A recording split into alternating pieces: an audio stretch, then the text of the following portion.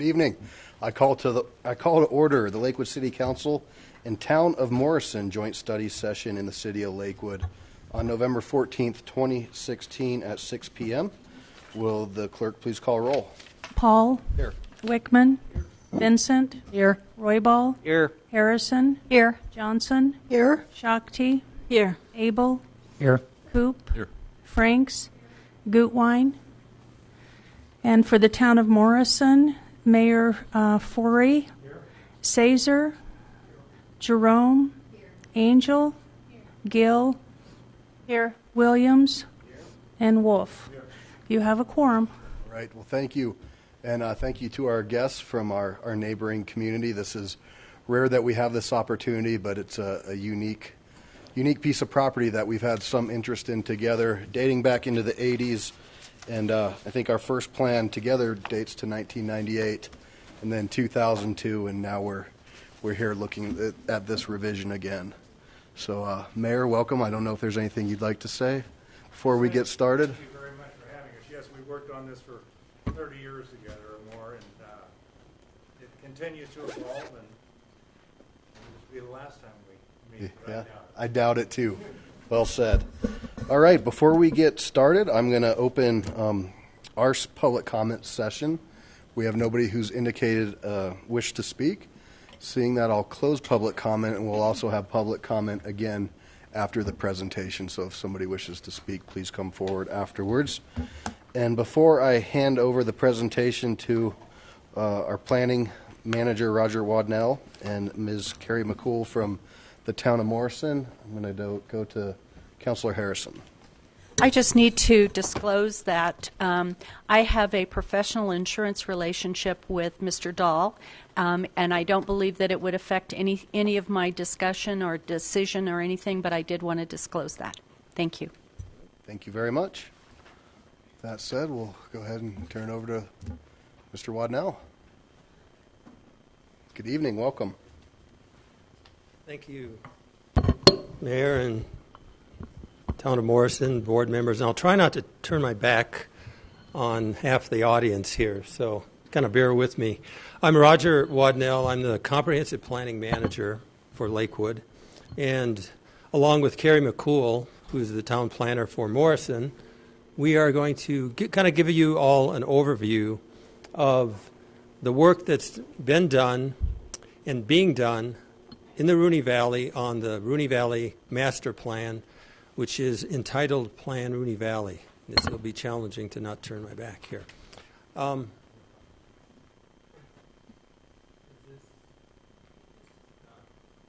it warm up. Okay. Before I start, I think I kind of want to thank the Town of Morrison staff and those involved. This is kind of a relatively unique planning process for the city of Lakewood, and it definitely has been and is a cooperative effort between the two cities, the Town of Morrison and the city of Lakewood. There's a lot of common interests, and there's a lot of different opinions, and the whole planning process is a meshing of a lot of these ideas in bringing something forward that's workable within the Rooney Valley. And we'll get into a little bit of background. I'll cover some of the background, the setting. I recognize that not all of you are totally familiar with the Rooney Valley and maybe some of the planning history. Some of you are.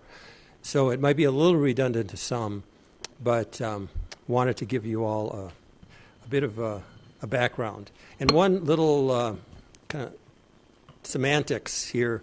There is the Rooney Valley. It's part of the new intergovernmental agreement.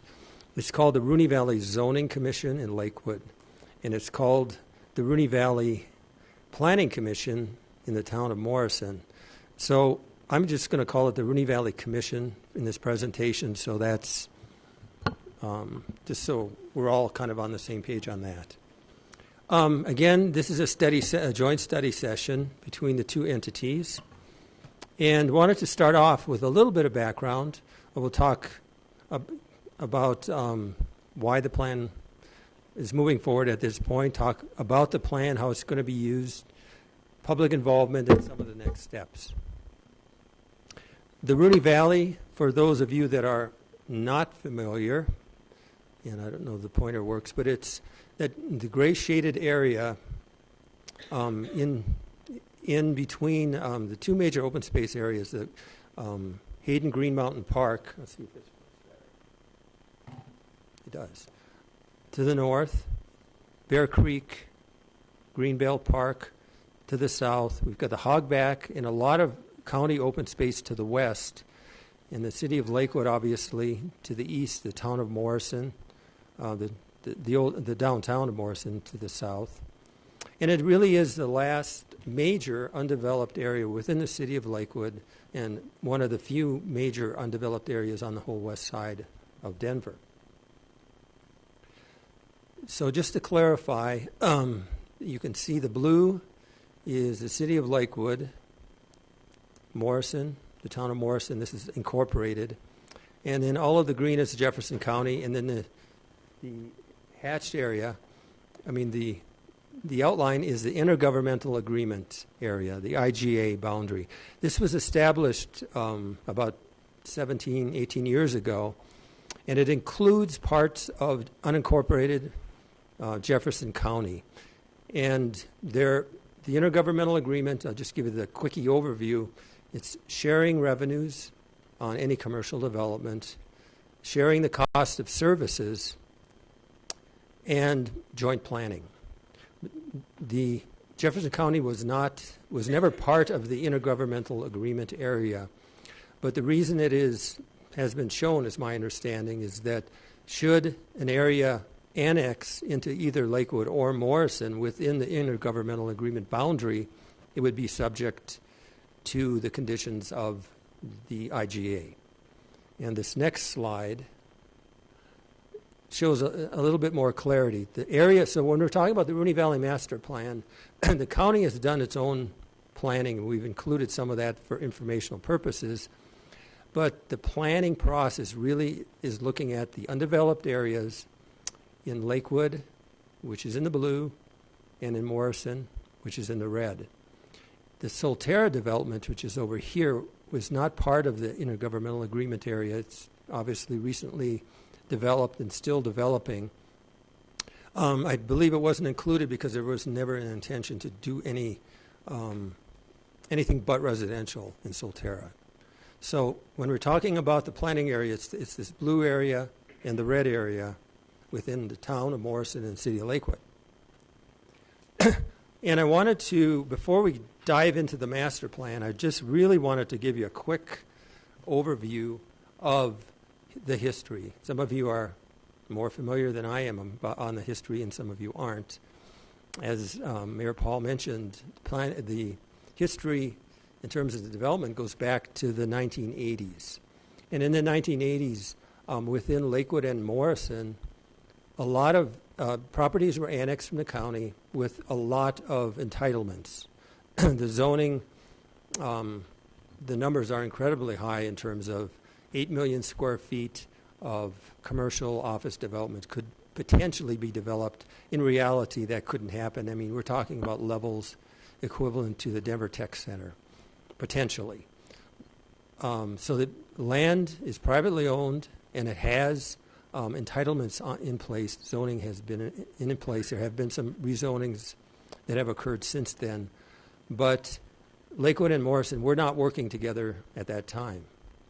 In the 1990s, the two cities, the town and the city, began working together and recognized the advantage in terms of like open space connections, connecting these fantastic open space parks together, connections between parcels, a transportation plan.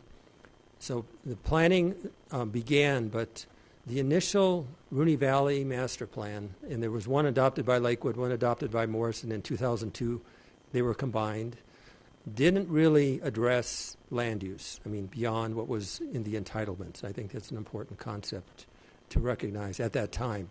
We are now looking at land use. So in 2000, an intergovernmental agreement was also enacted, and what that did, it talked about revenue sharing and cost of services and joint planning. And if you remember, the Joint Project Review Committee, JPRC, looked at, some of you were on those boards. looked at planning, but it looked at it at the back end, at the site planning.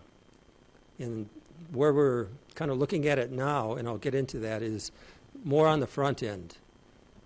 So the JPRC looked at site plans, but there was also very little development in the Rooney Valley up until now, with the exception of Solterra, which is just outside of the intergovernmental agreement area.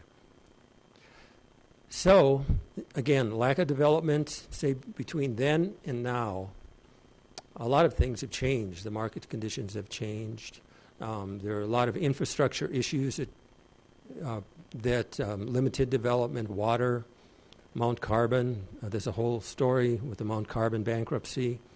But long story short, there was some resolution to that. So there really hasn't been any development within the IGA area with the exception of a church. So wanted to really make this point that when we're talking about a master plan and we're looking at the future, we also need to recognize the existing zoning entitlements on the property, on the properties. And this also kind of includes Jefferson County. But within Lakewood and Morrison, 4,227 residential units could be built, 8.1 million square feet of office commercial potentially could be built. Realistically, that's very difficult. One of the things with the current zoning is that mixed use is really very, very limited, and that's really an important concept, I think, in moving forward. Connections between parcels really wasn't anticipated. So now with this process, we're starting to look at land use in terms of recognizing what's already been approved, but should there be rezoning applications, then can look at how to deal with that. So why revisit the master plan? Well, virtually on every single property that's undeveloped, there's been some activity for rezoning, both in Morrison and in Lakewood. And the private sector requests really did not match up or continue not to match up with the master plan. So the master plan, which didn't address land use in much detail, doesn't give a lot of direction for future land use decisions. And there really is a need to look holistically and take a longer look in the future. We're going to see the market's going to cycle. Right now we're in a heavy residential, single family in some locations, multifamily throughout the Denver metro area. That cycle changes. And the intent of the master plan is to look beyond any specific real estate cycle in terms of what works best in the Rooney Valley, and then to assure that the proper tools are in place. So the plan is the long-term vision, and some of the tools are the intergovernmental agreement, which was let's see, let me go back to this one. The intergovernmental agreement was also readopted, and it's essentially very similar in terms of revenue sharing and services. But where it's different in terms of planning is in rather than being at the back end of the process, it's at the front end.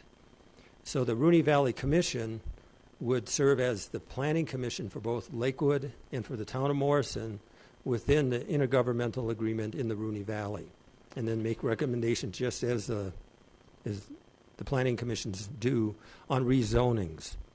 The two bodies, if a property is in Lakewood, the Rooney Valley Commission would make a recommendation, and the City Council would make the determination as they do on all rezonings. If it's in the town of Morrison, it would be the town of Morrison. So just want to clarify. So really, the idea is to have the proper tools in place so that we can deal with some of the development applications and deal with all of the planning issues that arise. And the other thing is that in the previous master plan, there weren't people living in the Rooney Valley. I mean, there were people living adjacent to it, but now you have Solterra, Now you have Tamarisk, which has been built out. So you have more residents that are concerned and interested.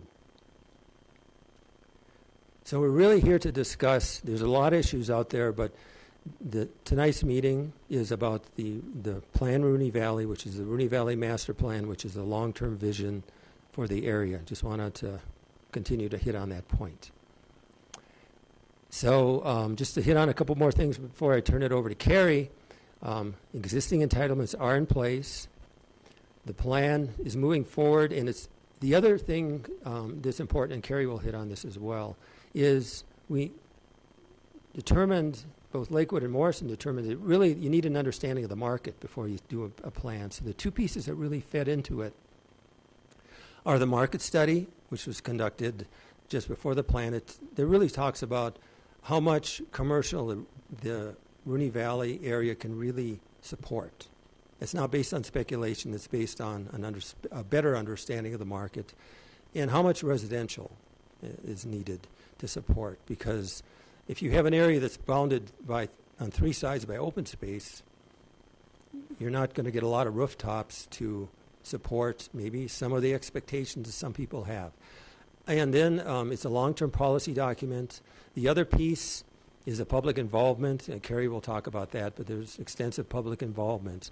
So the intent of the master plan is to, again, inform future land use decisions by both the town of Morrison and the city of Lakewood. So with that, I will turn it over to Carrie to talk a little bit more about kind of the planning process and in community engagement and all that.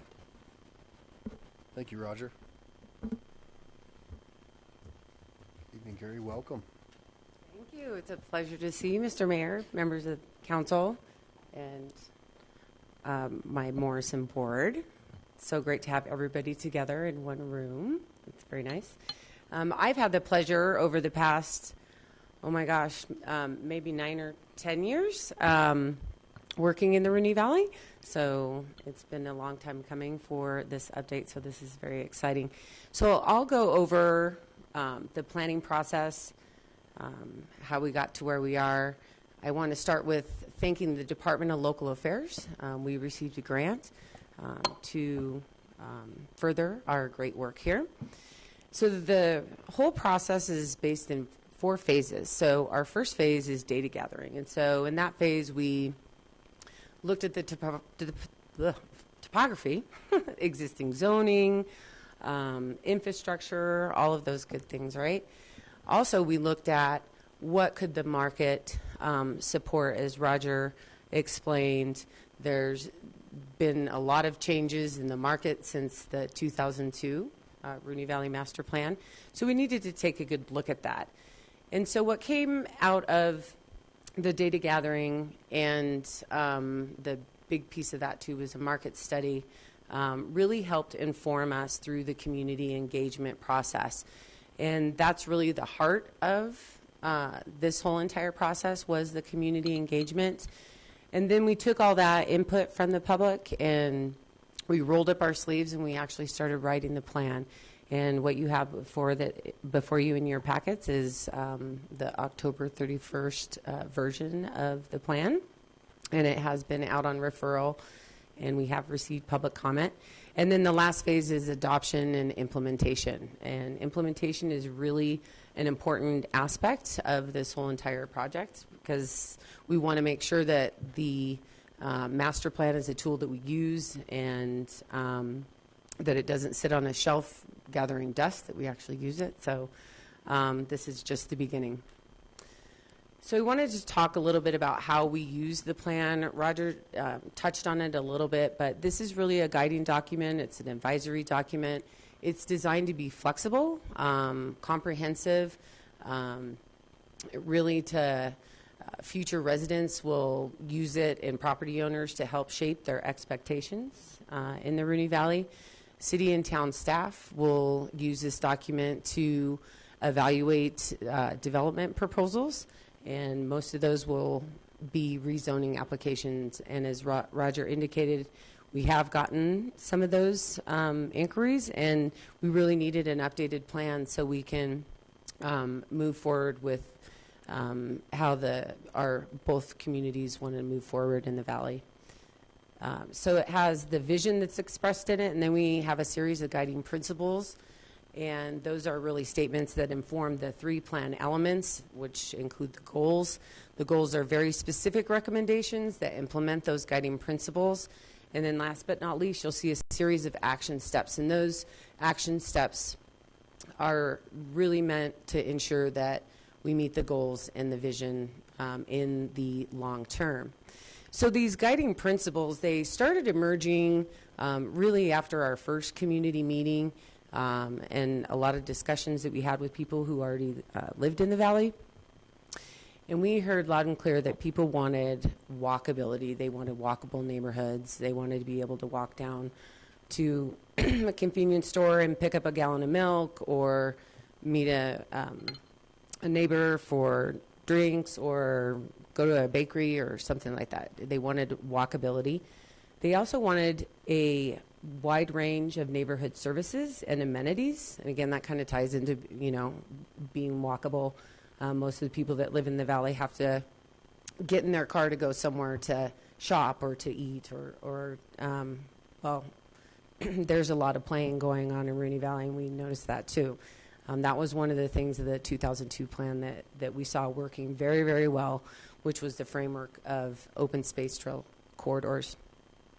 We also heard that there was a lot of people who actually had home offices, and they really wanted the ability to have a co-working kind of situation so that they can go work with people that were maybe in their field that they can interact with, but not necessarily like an office building, but more communal type office options. And again, we heard, preservation of open space. There's spectacular views. The natural beauty in the Rooney Valley is quite amazing. We also heard people wanted to establish the Rooney Valley as a place to play and to shop and to live and to work. And last but not least, to provide connectivity through a variety of transportation options. So not just walking, biking, transit came up a number of times. So having that variety of transportation options was really important to people in the Rooney Valley and in Morrison and Lakewood. So what emerged from that, those guiding principles, was they helped us also shape the community engagement, the 3 meetings that we had, which were very well attended. And we took information from the market study, what we heard from the people, and we had a series of 3 meetings, and they were very interactive. It wasn't just sitting and talking. We actually had participants roll up their sleeves and actually plan. And what we did is we took input from the market study, and what the market study told us was that there are approximately 2,300 to 3,200 dwelling units that could be absorbed in the Rooney Valley. We also heard that there was 1.3 to 1.9 million square feet of commercial and employment uses that could be absorbed in the valley, and that there was a really great need for a mixture of land uses. And so our second community meeting that we had, and this was actually after our surveying as well, we did a community survey on SurveyMonkey, and we devised a citizen planner challenge. And we said, okay, here's the guiding principles, here's what we've heard through the community surveys, here's what the market could absorb. And we gave all of the participants actually these little chips for the densities that could go up to 3,200 people, and square footages for employment and commercial to the 1.9 million square feet.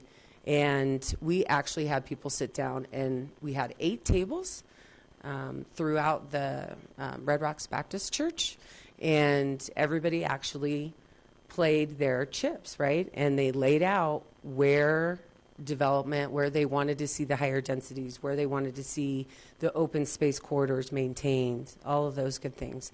And so we took all of those 8 games and we synthesized them, which was really quite interesting to do. And we used that synthesis to develop the draft land use plan that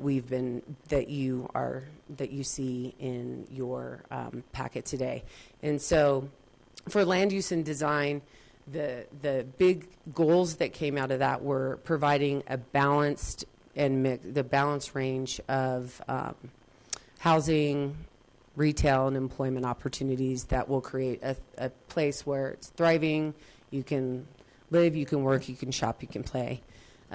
We heard loud and clear, too, that there was a need to establish a strong image and character for the Rooney Valley and to create walkable neighborhood centers that really shaped growth. So, again, getting at the walkability element. And part of that really was the concept of a neighborhood node. And so you'll see on the draft land use map, we call it the development framework map, and it shows about 6 of these neighborhood nodes. And they're strategically located based on, again, what we heard from the community surveys, what we heard at the public meetings, and we looked at where it made sense as well with intersections and looked at topography and all of these good things. And so these are really designed to provide higher density, a mixture of uses, all within a quarter mile, right? So everybody wanted to be able to walk or to bike and have those alternative modes. So we wanted to make sure that with these higher intensity nodes where there's these mixture uses that people can actually walk or bike to those. And so they'd have neighborhood service amenities like, community gathering places, bike shops, co-working spaces, things of that nature.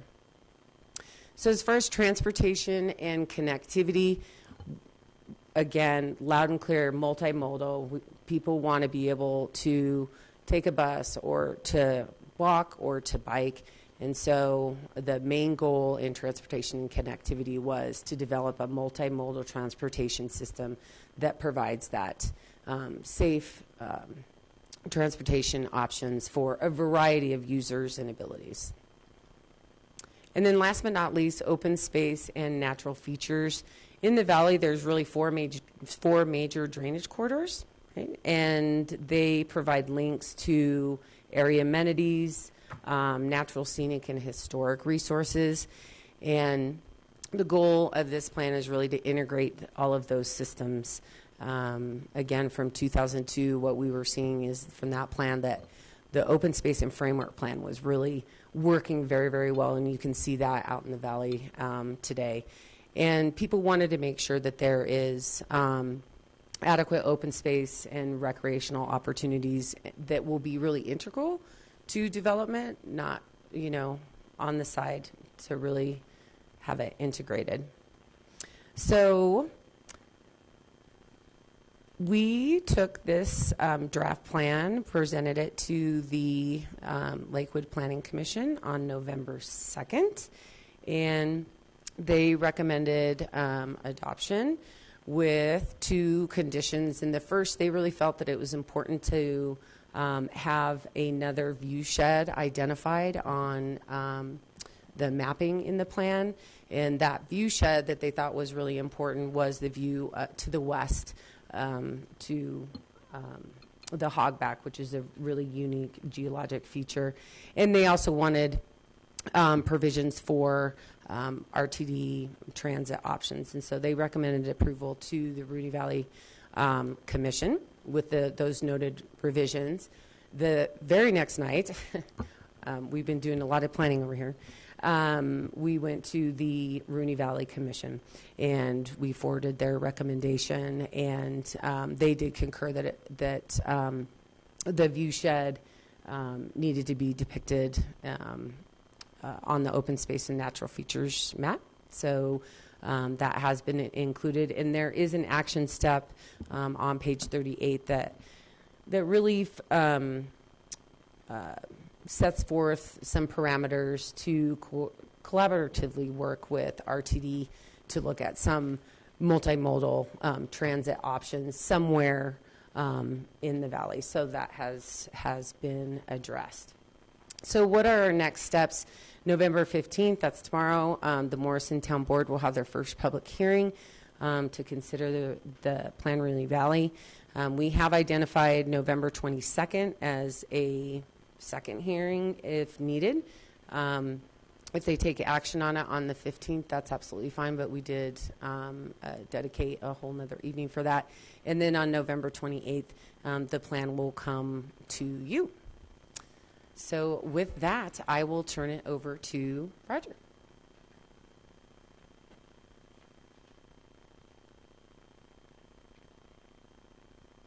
Okay. Well, there's not too much left in terms of wrap-up. I just wanted to clarify.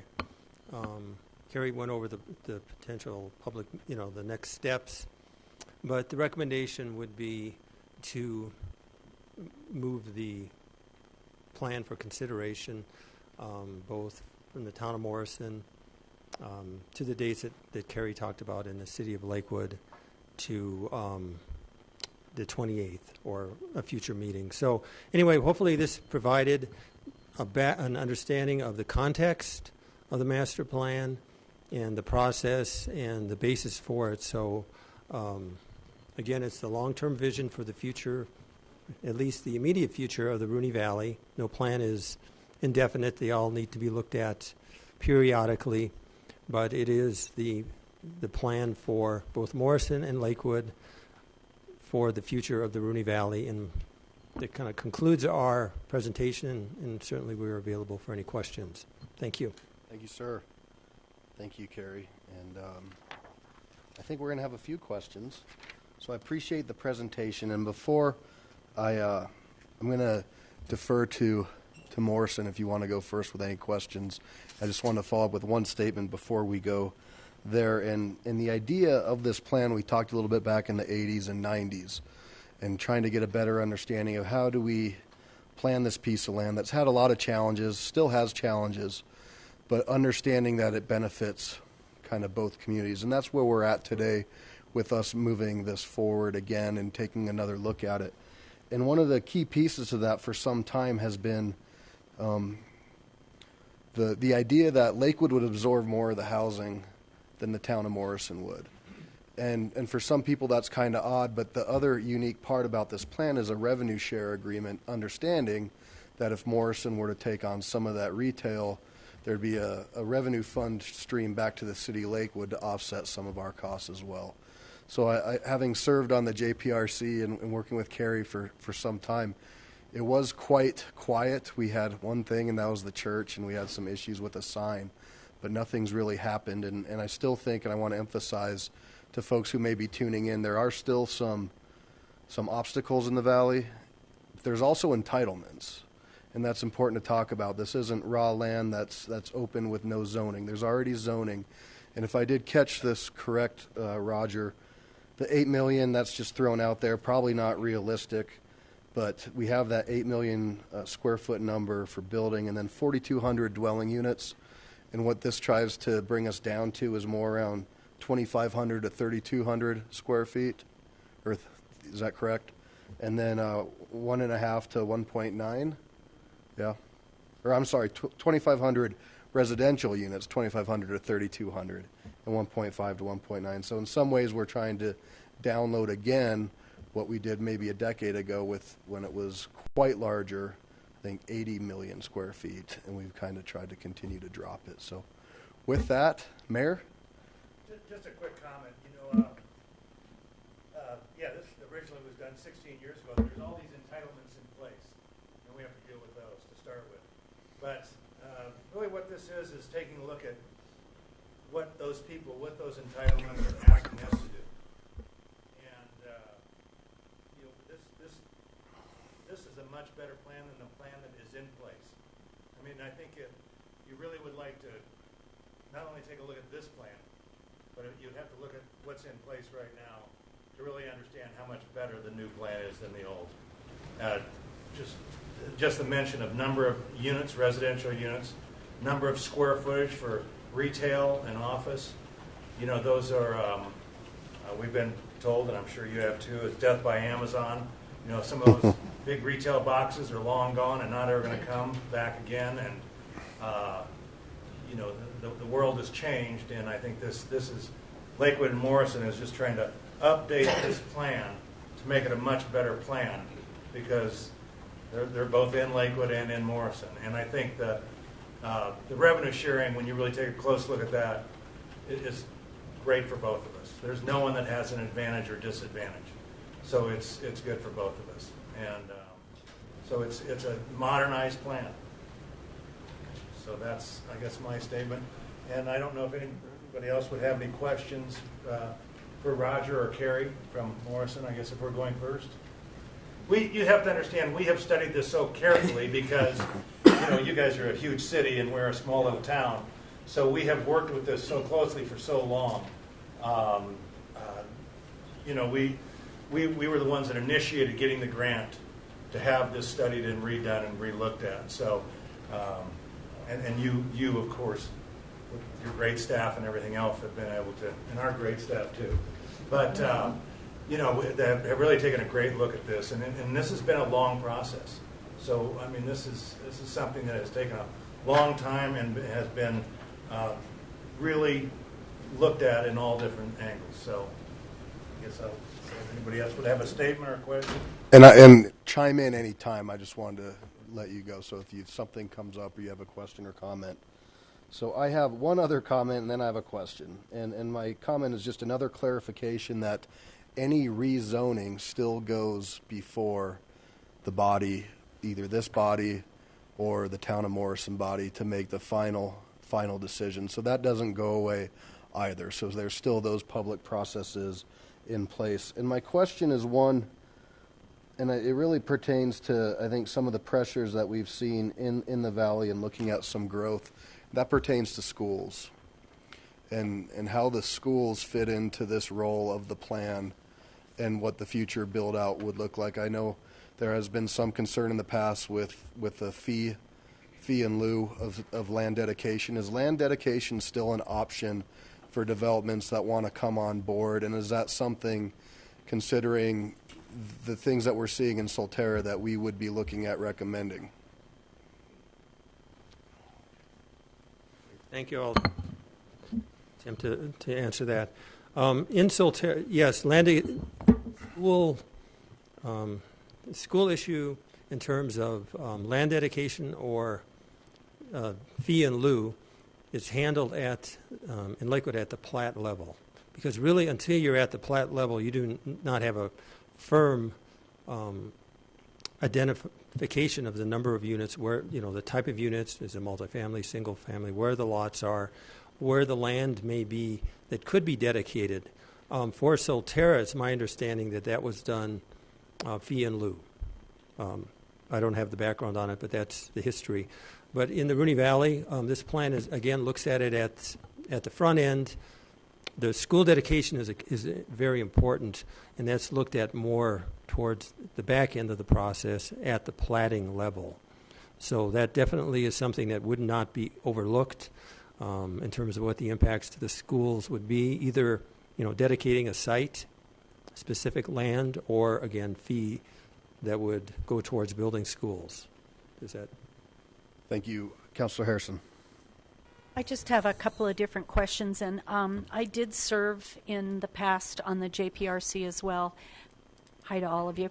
I have a couple of questions, though, that I think I'd like to address the elephant in the room, and that is, let's talk about Dinosaur Ridge, how you envision this to happen, because I see that we are, I'm looking at page 36 in this, and I notice that there's a portion of it that is identified as commercial, if I'm looking at the right key. I want to protect that if we can, but I also realize we've got to have a balance between commercial and a wonderful thing. How is that going to be treated? Because I'm concerned. Could someone address that, please? And again, I think I made it clear in the introduction that this master plan really deals with what's in Lakewood and in Morrison within the intergovernmental agreement area. We included Dinosaur Ridge Visitor Center near C470 in Alameda is in the county. We included the county's plan, if you look on that page 36, but it is part of Jefferson County's master plan, and it's really, unless property is annexed, it's really a purview of the county. It's an important issue, but it is outside of the parameters of Lakewood and Morrison at this time. So the reason why I asked that question is I wanted to make sure that anybody that's sitting and listening, that either in the room here and or at home, would understand that this IGA can't, at this point, affect that land. We can't stop it, nor can we push it forward because it's not in our purview. Am I correct? Correct. Thank you. Yes, unless it's annexed into either Lakewood or Morrison, but currently it cannot. It is the purview of Jefferson County. Thank you. And don't go, because I have another question. The other piece is that I'm kind of concerned about Vandermeer Speedway, because if you hadn't been here in July, you don't know what's getting ready to come from Vandermeer Speedway. How can we protect them? Because that's a business that's been a lively part of both of our cities for a long time. How can we make sure that people that build there won't try to figure out a way to drive Vandermeer elsewhere? Well, and if Morrison would like to speak to that, Carrie is available too. Vandermeer Speedway has been there a long time. Prior to a lot of development, it was actually there before Solterra, and so For a lot of us. before, yeah, Over 50 years before the I do believe. and Solterra development was built, and it's my understanding, and I don't have the legal, but there is something that is actually in the deeds. I understand that all of the property owners that bought into Solterra recognize that their house is within proximity of a speedway, Loud place. a speedway that is, and also all of the development proposals that we're looking at also need to recognize that, and I think it needs to be handled up front for any future resident, and I think that's another important issue that needs to be followed through on. But again, Solterra has developed, and there's been something that all the property owners have to sign. I don't know the exact technical legal document, but that they're aware that there is Vandermeer, and I think that issue would have to be addressed for all residential and commercial properties in the future as well. Well, however we can make that happen, I would like to suggest that we make that happen as well. And I love this new agreement. It looks great. So that's the end of my questions. Thank you. Stay close, sir. Mr. Abel. Boy, what a plan. It's well presented and well thought out, and I think covers most of the bases. I go into things with a fairly skeptical attitude, and there's very little to be skeptical about in this. I think you did a great job. I do have some questions. Adam asked about the school impact fees, and thank you for that. Oh, and I want to thank you for addressing the issues raised by a planning commission. They were very important and well thought out, Mr. Cohn, and I'm glad that those were taken care of before it got to us. But Adam had asked about the school impact fees. Do we have any idea what the build-out will cost the city in terms of services, and how that balances against the revenue sharing concept? Well, we don't have that detailed information.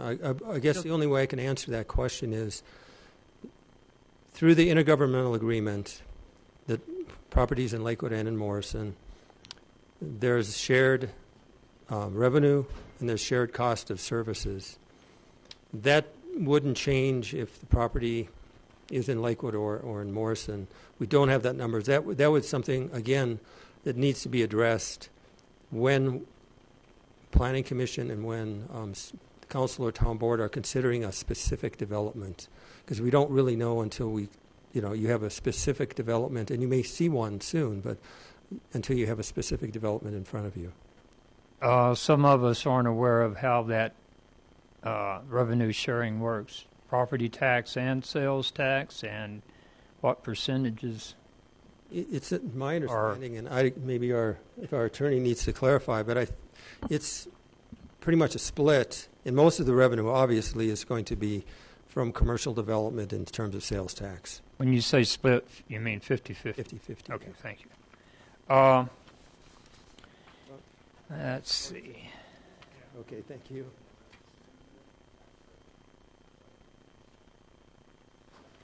Good evening, Travis Parker, Planning Director. Just to clarify the revenue split. So the revenue that's split is sales and use tax. So not property, not other tax, just sales and use tax. And the way that it's divided up, the host community, so the community that has the commercial use, will keep 60% of the revenue for their cost of providing services for that use. So if a Target opens up, you'd have to provide police and other services for that. So 60% is dedicated to that. 10% then will be split between the jurisdictions based on the proportion of residential in the IGA area. So if Lakewood has 75% of the residential and Morrison has 25% of the residential, that's how that 10% of the revenue will be split up to pay for those bills, because we had gotten the question earlier about the cost of residential services. And then the final 30% is what Roger was talking about, would be split 50-50. So 15% to Lakewood, 15% to Morrison, down the middle. Okay. Yep. Thank you.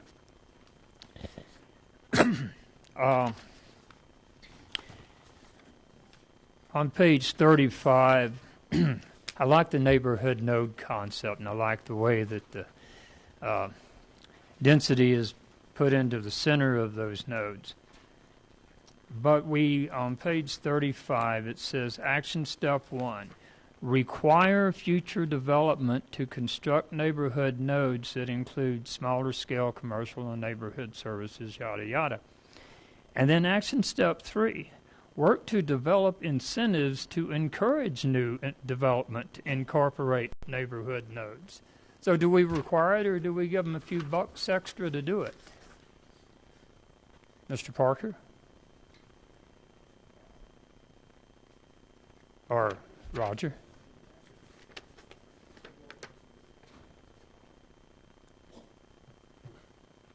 And I think the neighborhood nodes are indicated, on the map, and there's a little bit of flexibility, but that was a really important concept that we heard. It's a public process. I think like it's one the of the most idea. important concepts. Neighborhood services. So it's important to have neighborhood services with those amenities that we've talked about. I think that's a really key point. Action step 3, I think incentives are the range of incentives. And we're not talking about necessarily financial. I don't know if you'd like to weigh in on that one. No problem. So what the idea, the differences between both of those action steps is one, when you're considering a development proposal, again, we go back to this plan is really, the aim is to set forth expectations for development in the valley, right? And so if a landowner would like to rezone, have a development proposal, that they're really on notice that this is the kind of concept that we would like to see. Now, it's very flexible as far as whether that there be a civic use as part of that, or open space, or park, or or retail, or whatnot. Action step 3 really gets at, and let me back up a little bit. This all really gets at how we use the plan, how developers use the plan, how staff use the plan. So The first one is really what kind of expectations and vision that we're setting forth for the development community. And number 3 is how staff will use the plan to work together to identify if there's some incentives, if there's some kind of certain amenity that we would really like to collectively have in a certain neighborhood node, that we all work together to possibly develop incentives to make that happen. Because sometimes that is how it has to go. Private partnerships are an avenue to look at, offering incentives. We are in an intergovernmental agreement to share revenues and costs, so it's important for us all to work together to identify if there are certain incentives that we would want to use. So perhaps in item 3, action step 3, we make it clear that is for that going the extra mile, providing the specialty facility or amenity that the neighborhood wants, because reading the two together makes one seem contradictory of the other. Yeah, we can definitely refine that language. That's a very good input. Thank you. Thank you. That's a very good idea. Let's see. And one of my comments was going to be on the view shed, most of them being to the south and southeast, but thank you for taking care of that. Sure. Also, trails, paths more specifically, are mentioned very prominently, and it's a great idea. We have a huge backlog of sidewalk and path requests in Lakewood. Will we be requiring developers to provide these paths?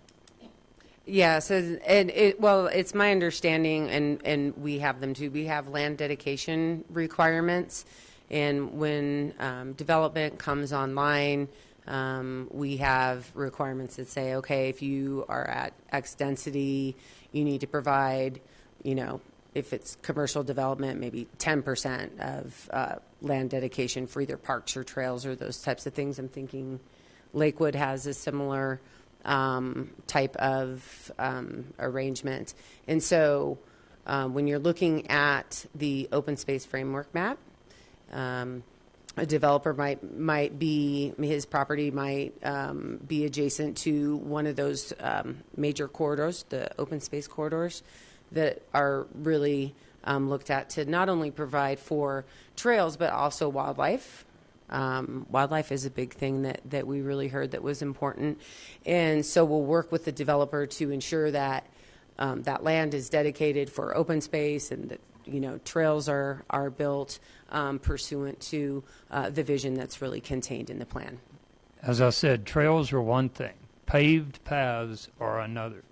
We can have all the ground we want to put paved paths on, and if you don't have pavement, they can't ride their bike. They can't walk it in the wet snow and such. Is it possible to either require new developers out there to provide so much pavement for so much concrete for sidewalks, or can we make it one of those incentives? If you build a sidewalk, then you get this break.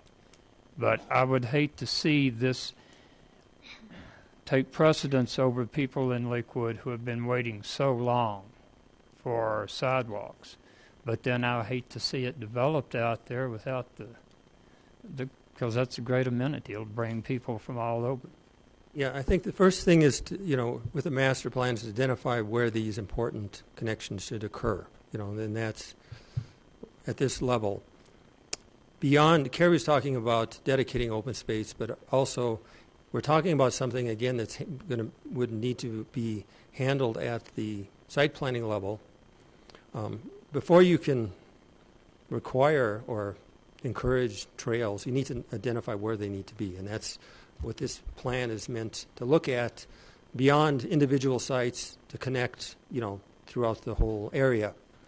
But in our site planning review process, there's, and this has happened in the past, there's the ability to work with a developer. It has to be on a case-by-case basis to not only require open space but to work with pavement around right-of-way, and that's getting a little more specific in terms of what can be exacted and what can't. But there is ability, and I think if you look at other projects in Lakewood, that has occurred, and that's where it would occur, is at the site planning level. I would like that to be encouraged at some level, because we can't pay for all of those paths.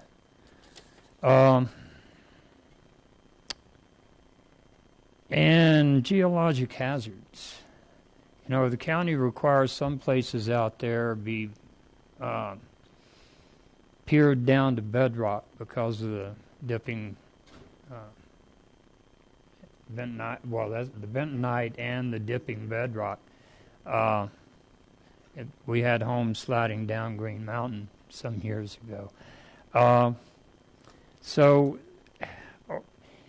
I know that's not part of this plan, but are we thinking that we're going to go into that kind of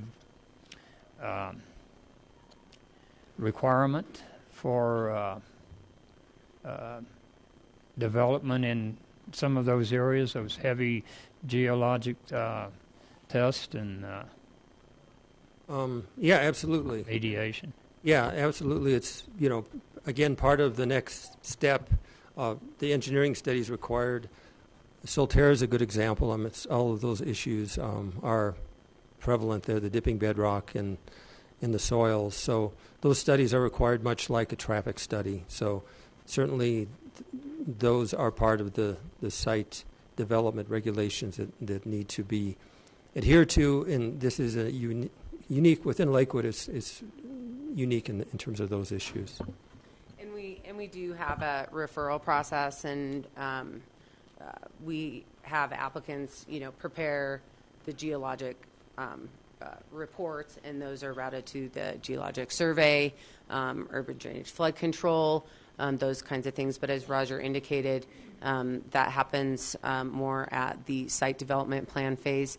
But this plan does outline and took into consideration like steep slopes and areas where we did have some hotter soils. And again, when we took a lot of the community input, when we were going through the synthesis plan, we also had to look at the physical constraints to the best of our ability. But again, this is a long-range plan. It's a visionary document, but we did look.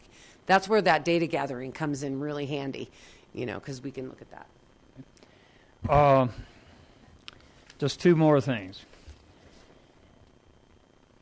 The Ronald Bean, the principal senior wildlife biologist for the Colorado Birds of Prey Center, notes that there are 51 species of birds observed at the visitor center during their annual bird count, including the greatest concentration of ferruginous hawks in the United States. And they are, how does he put it? They are a species of special concern. And then a number of grassland species as well. And they fly along their migration corridors, along those hogbacks. Can we give some consideration to that, because they don't follow those wildlife trails and drainage corridors and such? So some thought as to making sure they have plenty of places to feed and nest, and I'll be happy to share this information with y'all. That would be fantastic. And Colorado Parks and Wildlife is a referral as well to get their input. And one more thing, I let my computer go out. On page 9, there are a couple of things. One of them is that we don't list the Planning Commission as a link in the approval process. Now, while we can, under our charter, appoint a zoning commission, or the Rooney Valley Commission, whatever you want to call it, they can assume responsibilities relative to review and the making of recommendations on land issues, land use matters. Paragraph A says the Planning Commission shall make and adopt a comprehensive master plan for the physical development of the city, including amendments thereto and periodic updating thereof, subject to the approval of City Council. So we did run this past the Planning Commission and they adopted it, but we left them off on page 9. I suggest we add them to page 9. It's another step, and government moves slowly enough as it is. But also, and you mentioned that we would get, we would have hearings on these, on approval of updates and such.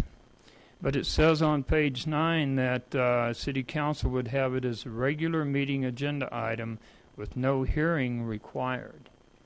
Would we do that by resolution? I mean,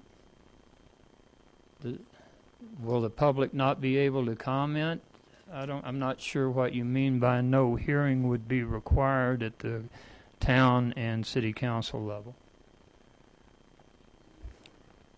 Page 9 under amending the plan, the last sentence. Mr. Dahl, good to see you again. Thanks for having me. I'm Jerry Dahl. I'm the Morrison town attorney.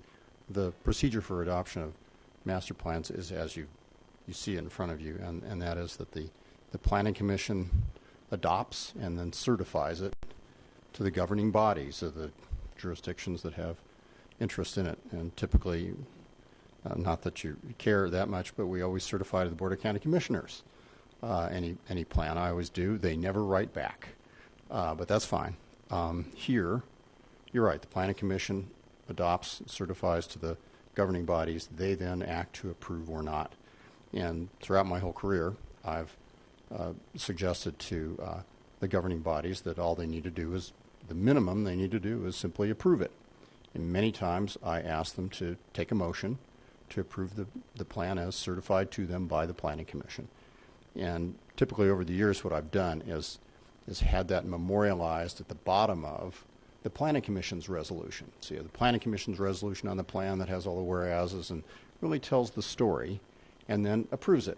And the Planning Commission resolution certifies it up to you, City Council. And then I always have kind of a signature block at the end saying approved and adopted by, in this case, the Lakewood City Council on date, time, and place. And that, frankly, is absolutely sufficient. You can certainly do more and have a resolution, but if your question really is not so much that paperwork, but instead Public well, input. how does the public get involved?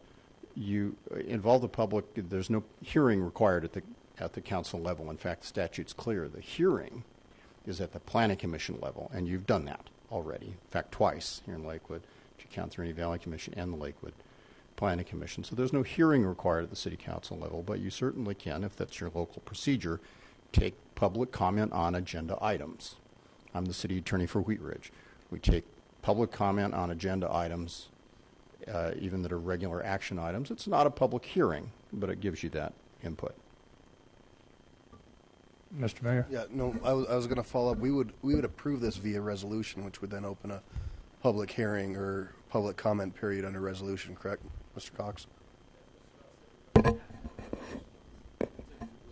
Certainly. So I guess I'm gathering that we would like to have a resolution on this side to make sure that we had adequate public comment. And that's perfectly fine. You can act by resolution. It memorialize. What you're really doing is memorializing the motion that you're taking. Sure. Okay. Perfectly fine. So we agree to add Planning Commission and to strike the parens that says no public hearing. Or maybe we'll want to phrase that a different way, but You do, because at the council level, it's not a public hearing. can we say then an approval by Lakewood Council as a regular meeting agenda item as a resolution? Approval by the Lakewood City Council by resolution. Resolution. Regular agenda There item. you go. All righty. Thank you very much. Is that it, Mr. Mayor?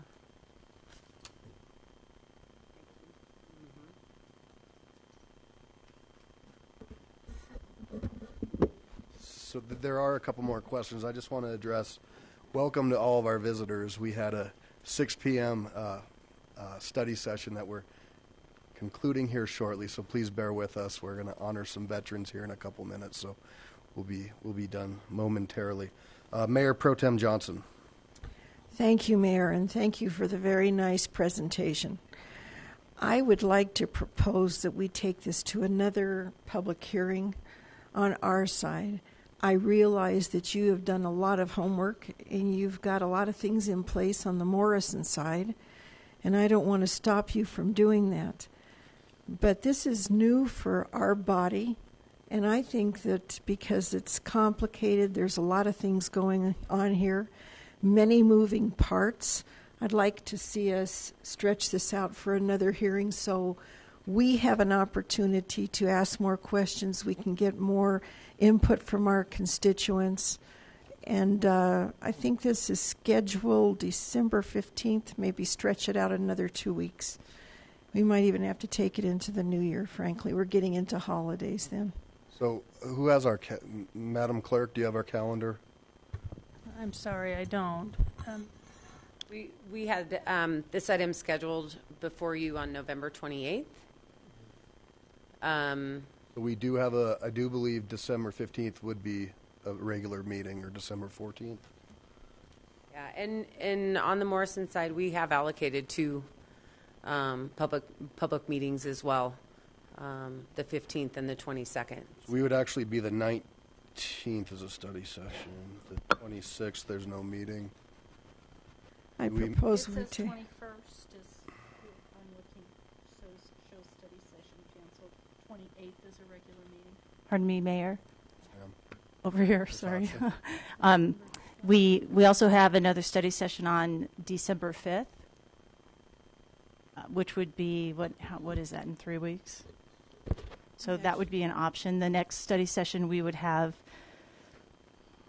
Well, let me ask you a question, Ms. Hodson. If we had brought this to another study session, that would still allow another public comment period via our study session rules. Yes, we would have then public get comment. us in line for the following on the 12th.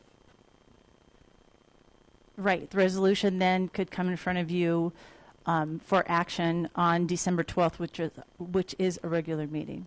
Actually, I'm personally a little uncomfortable with taking this into the holiday time. I think the perception does not look good. Can take it into the very first part of the new year. I don't want it to look like we're not giving this due diligence on our side. This is new information from this council. I absolutely appreciate that comment. While we'd be taking it into the 12th, we'd be actually opening 2 more public comment periods for the community to participate with a study session and a resolution. Councillor Vincent and Councillor Wickman. I'm going to piggyback on Ramey's comment. I absolutely agree we shouldn't be doing it during the holidays. Whether it's 1 meeting, 2 meetings, between now and the first of the year is the holidays. And if we're doing it through the holidays, people are not going to be participating, and we just shouldn't do that. We should wait until next year. Councillor Vincent. I have another thought on it, and that is if we push it to the next year, then the perception is that that it could be that we're just postponing and postponing and postponing and not making a decision on it. That gives us, the holidays essentially start, I thought around December 19th, we have ours canceled, and then the Christmas weeks. But we have 2 full weeks and a last week of November, right? And 2 weeks in December, the first 2 weeks, 2 Mondays? Right. So we have, for the remainder of the year, we have a regular meeting on November 28th. Okay. We have a study session on December 5th, and we have a regular meeting on December 12th. And then the next 2 meetings are canceled due to the holidays. Okay. I'll listen to what the rest of the council says, but to me, that's 3 opportunities. So that's all I'd like to say, because I'd like to move it quicker. Councillor Roybal. Thank you, Mayor. Councillor Johnson has a very good point. I think we should just push this back till the first of the year. Councillor Franks. Thanks, Mayor Paul. I did want to weigh in on first. I have a couple questions, but then I first wanted to weigh in on the pushing it to the first of the year. I was involved in a very contentious open space issue, and it came up around the holidays, and it left my community very raw to the fact of things trying to be moved through during the holiday period. So I think that there's some community sensitivity that we should factor in. That was very contentious, and the notices went out on December 24th, and it had been in the works for a while. So I think there's just some sensitivity we need to consider there. But I did have a couple questions about the actual page 8 on the plan. It talks about this being obviously an advisory, a guiding document. There's goals and there's visions, but we know that there's these underlying entitlements. And the thing that I'm mainly concerned about is for people who are in the area who are, like in Solterra, who are going to be selling homes or buying homes. People want to have an expectation about what's coming. And I think that these visionary documents are well and good, but that doesn't necessarily mean that's what's going to happen. We have a comprehensive plan in Lakewood, and we bumped, when we were trying to save the open space, we bumped right up against that plan, and every time we thought we had a sentence that we could hang our hat on, we were told, no, that's not the right interpretation of that. It means something different. And so I'm sitting here being very concerned about the guiding and advisory. Looks amazing. You guys have put in some amazing work. The plan looks great. If I could afford to, I'd probably move there myself, just a few miles up the street. But what I'm concerned about is the difference between what we would like to see happen as two communities and what could happen as two communities, and making sure that those two different things are equally conveyed to people so they understand that we have property owners now who have rights that they can exercise, if I'm understanding things correctly. And if everybody who owns land there exercises the full rights, whatever that looks like, that area could be something completely different than this visionary document. And I just think that is why I'd like to see more time, because I think it's important for people to understand what could be there, what we'd like to be there, and how do we bridge the gap between the two. Okay. Councillor Harrison. I appreciate the fact that we're all very concerned about what happens during the holidays. However, we've got a lot of business that needs to be accomplished here in a fairly short amount of time. We can't just stop the process when it comes to the holidays. So I'm going to say I think we proceed. We've got 3 hearings coming up that would have plenty of public content.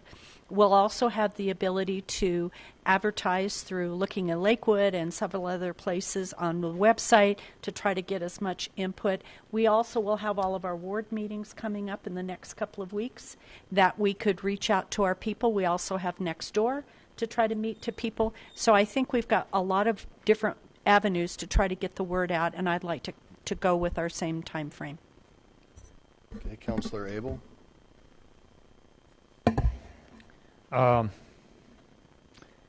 Is there a hurry? We did receive a grant from the Department of Local Affairs to complete this project. With intergovernmental planning efforts, they are a bit challenging because every community is different. But we do have a requirement to finish, and it's through our grant, to be finished by the end of November. That's when we laid out the public comment and the meeting and hearing agendas were really around the deadline for the grant. I'm sure that we would be open to having maybe an open house or something. It might not have to be limited to when you're actually having you're conducting your regular business. Is something we might want to consider. But yes, we do have a grant deadline. I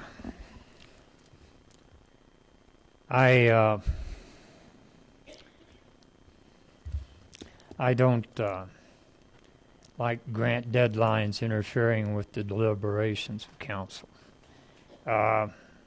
Y'all, I took a lot of your time, and y'all answered a lot of questions to my satisfaction, but this was not very well noticed in the city of Lakewood. We had it in our regular posting places. It wasn't even on the Rooney Valley Zoning Commission webpage. So I would like to see the opportunity for much more input.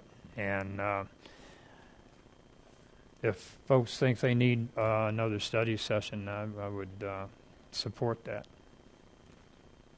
Ms. McCool, does that approval process pertain only to the town of Morrison, or is that a complete approval process? Because, Mayor Forney, I think that you're ready to go, so you're going to take this tomorrow night, and then it would just be up to us. So does that just for one side of the process or the whole thing? No, it's a joint grant. So you wouldn't get half the money but tomorrow night. No, our 437 people were a lot smaller, but yeah, it's a joint planning effort that both of our communities put forth time and money to, along with the state. Okay, so I'm gonna make a proposal to council and see if it's acceptable, and that's the original of providing another study session open for public comment on December 3rd. No, December. Ms. Hodson, could you please? Or December 7th. December 5th was the next study session. Okay. And then a following hearing on it Would be December 12th would be the resolution, potentially. Yep. So I'm going to see if council is acceptable with that, and I guess I'm going to need to take a vote to see if it's acceptable to proceed with this plan in those two dates. Certainly, Mr. Abel. Does anyone know when schools start their winter break holiday? 19th. The 19th. So that's a full week after we go, and that kind of moves it out of the holiday range, but I'd defer to Councilwoman Johnson about that. Well, can I She throw in raised there? the issue. 1 second, please, Mr. Wickman. Councilor Shakti. I just wonder, what is the ramifications of missing the grant deadline? Or what might it then be? Or I mean, what's supposed to happen at the grant deadline? Or I don't really understand the whole. The Department of Local Affairs has a grant program. It's the Energy and Mineral Impact Assistance Fund, and it's funded through severance tax. And so they keep track of. We report, every quarter on how we're progressing. There, in my experience, and I've worked in communities all over the state, there are options to get a grant extension. That has happened, but with state money, they like to spend the money in their fiscal year, and they have a lot of parameters as well. And we work with a lot of grants, and you can get minimal extensions. It gets difficult as you push it out too far, but that's not the only thing driving it. I think it's whatever works best for council. Ms. Hodgson, did you have something you wanted to add? No. Okay. Mr. Wickman. Somebody made a comment about having our ward meetings. We're not going to have in Ward 4, we're not going to have any more ward meetings before the end of the year because we're into holiday season in December. And the reason being, first 2 weeks in December, people are in their office parties. They're out there shopping. It's more than just I'm on the airplane a certain day. The month of December is the holidays, and people are turned off, and that's the bottom line. So if we do this in the first 2 weeks in December, half or more of the people are not going to be involved in this. And right now, Ward 4 is the one that's close involved. I would like to have a ward meeting on this subject. I have not talked to my people about this subject. So if we take that advice, Councilor Wickman, that puts us into February. I don't know what happened to this, January, but Are you going to have a ward meeting in January? Yes. Okay, in the second week of January. All right, well, if we go into February, that's fine. Again, I'm not in a hurry. This is so important. I mean, I don't know why, if we're in such a hurry, why we didn't move this up before now. Why is it always, we got 1 week to act? I mean, we do that so often. Right now, let's do it in February. I'm in no hurry. Okay, that's fair. We need to get to some sort of resolution on how to move this forward. Mayor, I'm going to just ask the feelings of the Morrison Town Council, or as their representative, your feelings upon this situation. We are your good neighbors. I appreciate that. We are your good friends. I appreciate that. We have studied it more closely than you have. We've had it for a long time. This process really started a long time. The public was notified a long time ago. But, we are your good neighbors, and whatever you need to do, you need to do, and we understand that. And we support you 100% in any decision you make. Well, thank you. So if we wait it till after the Ward 4 Town Hall, that would put us at January 23rd. Does that work for you and your community? I don't really know how the grant works. It's a big grant. It's a lot of money. Yeah, it is a lot. And it's a lot of money. And if you're willing to pay your half, that'd be fine. But no, I only joke with you. But it really is, and I say again, you only have to look at the old plan to understand that this new plan is so good. Yeah. And it's so much better. I mean, that's all you have to do is look at what's in place now. And there's people waiting to do things over there, as all of you know. We have an application in right now pending the 320 acres that's right at the corner of Morrison Road and C470. So, but we are your good neighbors, and we understand any action you would take at any time. So here's my proposal then to council. So we'll have a continuation of a study session on December 5th. I'm looking at Ms. Hodson just to make sure my dates are correct. That's accurate. Okay. I would like to set a hearing for December 12th. And if there's not adequate time, or council doesn't feel after they've had the study session that there's adequate time, then we'll set aside January 23rd.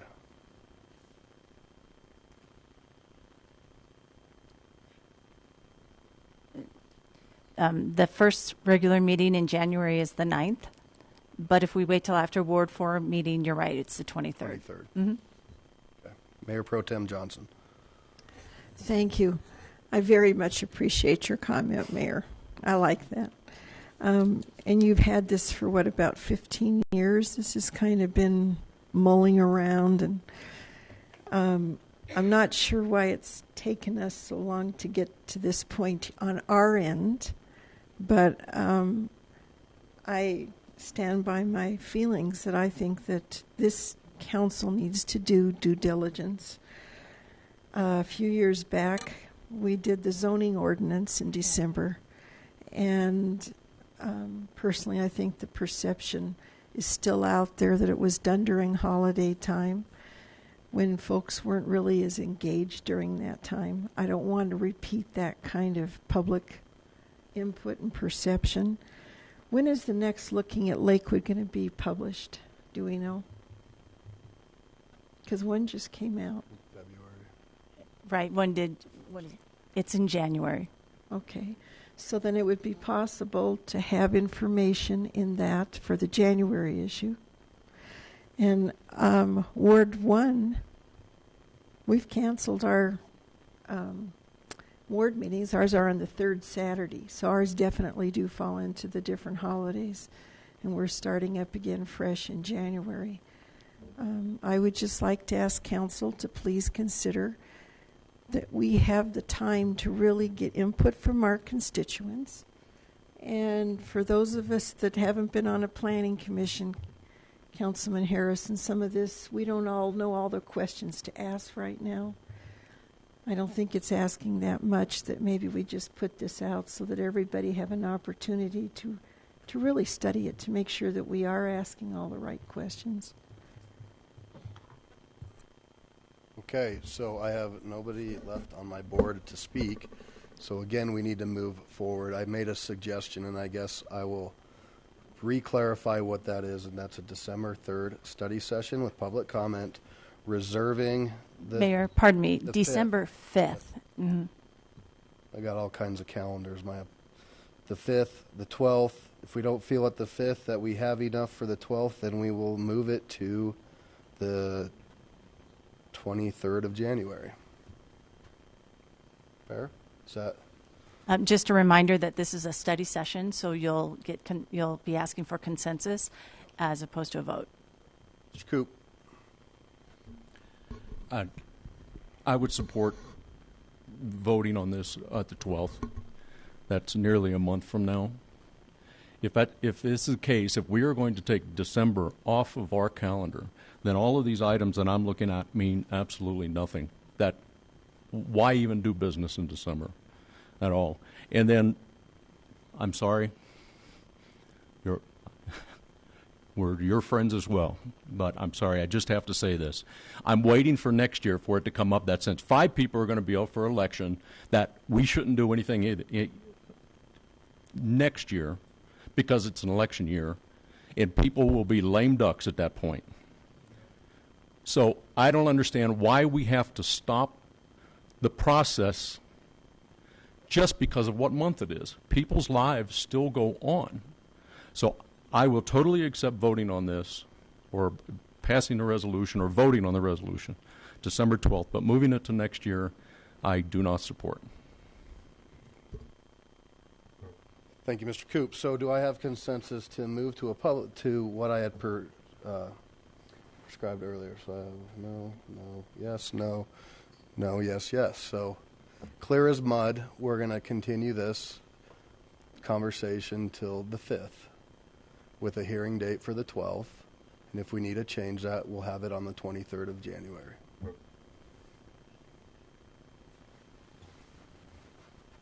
Okay? Mr. Mayor, anything else? Thank you for having us. We appreciate it. And everybody wants to get everything right. And we appreciate your time working on this project with us. Okay. Well, thank you very much. Thank you for your time. Carrie, thank you and your staff. Roger, thank you. Travis, thank you. We'll adjourn this meeting, give folks a chance to leave, and we'll start the regular meeting. Let's start that at 7:40, so that's about 10 minutes. Oh, my apologies. Before I stop, let me reopen public comment as well on this plan that we just talked about, not public comment for our next meeting. Is there anybody who wishes to speak on the Rooney Valley plan? With that, I will close public comment. Yes. Excuse me. 5-5. So the question was, what was the consensus? It's 5-5. It's a tie, and we're not carried to have a vote on the 12th. That can be another discussion that we can have on the 3rd. But On the 5th. I don't know why I keep saying that. December 5th. On the 5th. And because we can't decide on that, I don't want to continue to debate this tonight while we have another group of meetings waiting to happen. If we want to continue that conversation, I will gladly entertain that on December 5th with the option to move it to January 23rd. Otherwise, I have a feeling that we will continue to have 5-5 votes and we won't have any consensus. So thank you very much.